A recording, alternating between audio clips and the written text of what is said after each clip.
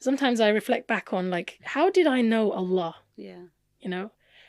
And I think my mother, she used to gather us together as children regularly, and she used to make dua in aloud, so that in Urdu, you know, Yeah. so that we would know, who is this Allah? You know, how many of us It have all done goes that? back to him. Yeah. SubhanAllah, how many of us do Yeah. that? We talk about Allah, you know, we say, oh, Allah is the greatest, Allah created this, Allah did that, Allah. And it's, like you said, a list. It's a bunch of rules, it's a list.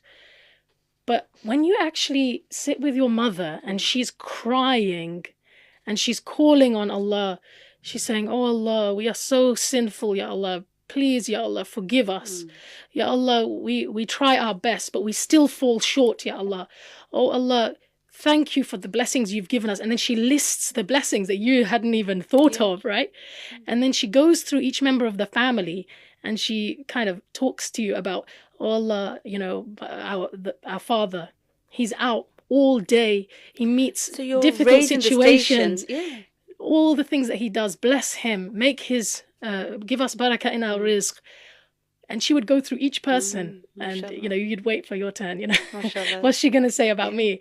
And that whole experience, subhanAllah, I understood and I felt Allah more from that than somebody giving me a book Yeah. about Tawheed al-Rububiyyah, Uluhiyyah, Asma and Sifat, and, you know, a bunch of facts, you know, which is unfortunately, subhanAllah, the other day in the bookshop, I saw a book of Tawheed. I thought, okay, this is going to connect children to Allah. And all it was basically a bunch of, Rituals and rules. let's say, jargon. I'm sorry, you know, for a child, that's not going to build their iman. They don't know who Allah is by knowing that there's these different categories and this and that.